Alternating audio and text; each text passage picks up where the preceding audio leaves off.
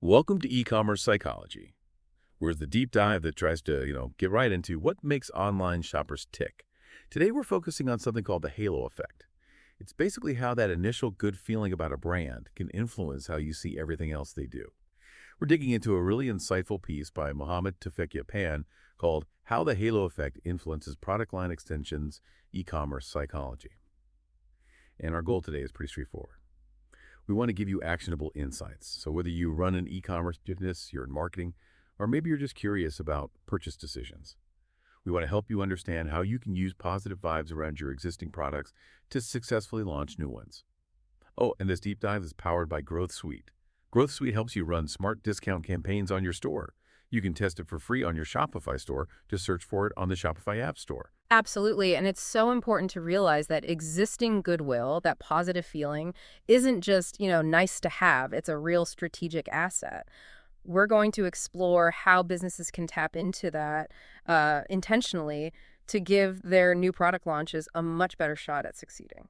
Okay, so let's dive right in. The article kicks off by explaining the basics. The halo effect is essentially a cognitive bias, right? A mental shortcut. Exactly. If you like one thing from a company, you just sort of assume their other stuff will be good too. It's like that first positive experience creates this halo. The halo of good vibes, yeah. And the business benefits are really tangible when it comes to extending your product line. The article points out some key ones. You're often looking at lower launch costs, definitely Right. less risk, because you're not starting from zero in the customer's mind. Makes sense. And you usually see faster market acceptance because that trust is already there. It can be a huge competitive advantage. Plus, every successful extension can actually boost your overall brand equity. It feeds back into the main brand. Right. It's almost like the customer thinks, hey, I like their last product, so yeah, I'll probably like this new one too. It helps overcome that initial, should I try this feeling. Precisely. And the article really gets into the psychology behind this. There are a few cognitive things going on. One is confirmation bias. If you already think positively about a brand, you tend to look for information that confirms that feeling, right? Yeah, you want to be right about your initial good feeling. Exactly. Then there's cognitive consistency. Our brains like things to line up. If we think brand X is good, it just feels consistent to believe their new product is also good. And the central nucleus theory suggests that the really core things you associate with a brand like quality or maybe innovation, those transfer most easily to new products. So it's not purely logical then. The article mentions emotions play a big part too. Oh, definitely. Trust is massive. If you trust a brand, you're just much more willing to try something new they put out. And loyal customers.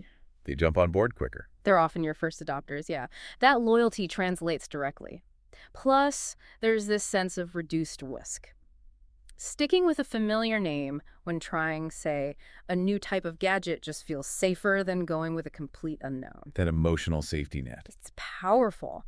But the article makes a good point. The halo effect isn't universal. It doesn't hit everyone the same way. Someone who's like a real expert in a product category, they might be less swayed by just a general good feeling. They'll look closer at the specs. Why? They're more critical. Demographics can matter too, and even the situation you're buying in. Are you rushed? Are you casually browsing? That context can change how much that halo influences you. That's a really interesting nuance. Okay, so the article then breaks down different types of product line extensions. Let's start with vertical ones. That's moving up market or down market, right? Yeah, exactly. Like Toyota creating Lexus that's moving up to premium, or Mercedes-Benz launching the A-Class, which was a move down to be more affordable. And the article says there are challenges with both. For sure. Going up market, the challenge is convincing people your brand, maybe known for being practical, can actually deliver luxury. It's a perception shift. Going down market, the big risk is damaging the main brand's quality image. You don't want the cheaper option to make people think less of your premium stuff. It's a balancing act. Okay, then there are horizontal extensions. What are those exactly? That's when you stay roughly in the same price and quality level, but offer variations. Think new flavors, like all the Coke variations. Different scents of the same soap. Exactly. Or adding a related product, like a shampoo brand launching a conditioner. The article suggests these are generally lower risk. Why lower risk? Because they're usually closer to what the brand already does well, their core competencies. It's less of a leap. Got it. And the last type mentioned is technological extensions. Right. This is where a brand uses its tech know-how to move into new areas. Apple is the classic example. Computers, then iPods, iPhones, Apple Watch. They leverage that reputation for user-friendly tech and design across totally different categories. So that initial halo around their computers helped them launch music players and phones. Absolutely. It shows how a really strong core association, in their case, innovation and ease of use, can be incredibly powerful for expansion. Okay, so it's not just a vague positive feeling transferring over. The article talks about how it transfers, mentioning central versus peripheral associations. What's the difference? So central associations are those really core things: quality, reliability, maybe innovation, like with Apple. These tend to transfer more readily, especially to extensions that aren't super similar to the original product.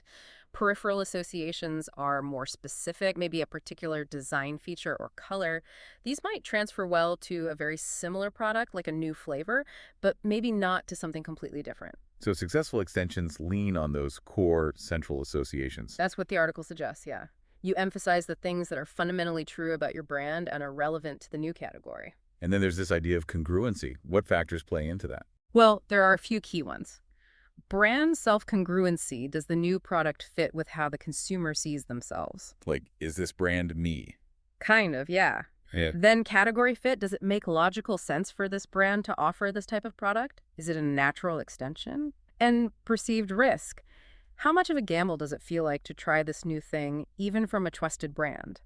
If the risk seems high, like a really expensive or complex product, that halo needs to work harder.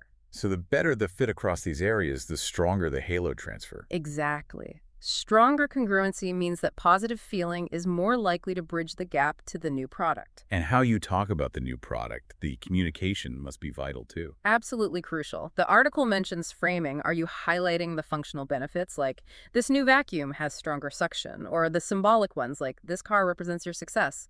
But the key thing really is consistency. Your messaging for the extension has to align with the parent brand's overall positioning. You can't just pretend to be something you're not. Right, it has to be believable. You need an authentic story connecting the old and the new. Effective communication basically builds that bridge, highlighting the right associations. Which brings us nicely to the real-world examples the article uses. You mentioned Apple already. Yeah, Apple's a great example in tech. Samsung, too, leveraging their electronics expertise across phones, TVs, appliances, you name it. Though the article also notes, interestingly, that even a strong halo like Sony's hasn't guaranteed success everywhere they've tried to extend. Sometimes the fit or execution isn't quite right. Okay, what about other industries? Cars. The article points to Mercedes with the A-Class, successfully going down market while trying to maintain quality perception. And Toyota creating Lexus is that classic upmarket move. And even Ferrari extending that luxury high-performance feel into merchandise. People buy a Ferrari cap partly because of the halo from the cars. Right, you're buying a piece of the brand image. Yeah. And consumer goods. Coca-Cola is a master of horizontal extensions. Diet Coke, Coke Zero, Cherry Coke, different formats. Endless variations. Pretty much. Nike is another good one, extending from shoes into apparel, equipment, even digital fitness services, all built on that core performance halo. And Dove starting with the soap bar and expanding into a whole range of personal care, consistently using that gentle care and real beauty positioning. Those examples really help make it concrete. So if you're listening and thinking, okay, how do I do this for my business? What are the steps? Well, the article lays out a strategic approach. It starts with a really honest brand association audit. You need to dig deep. What do people really think of when they hear your brand name? What are those core transferable associations? How do you compare to competitors?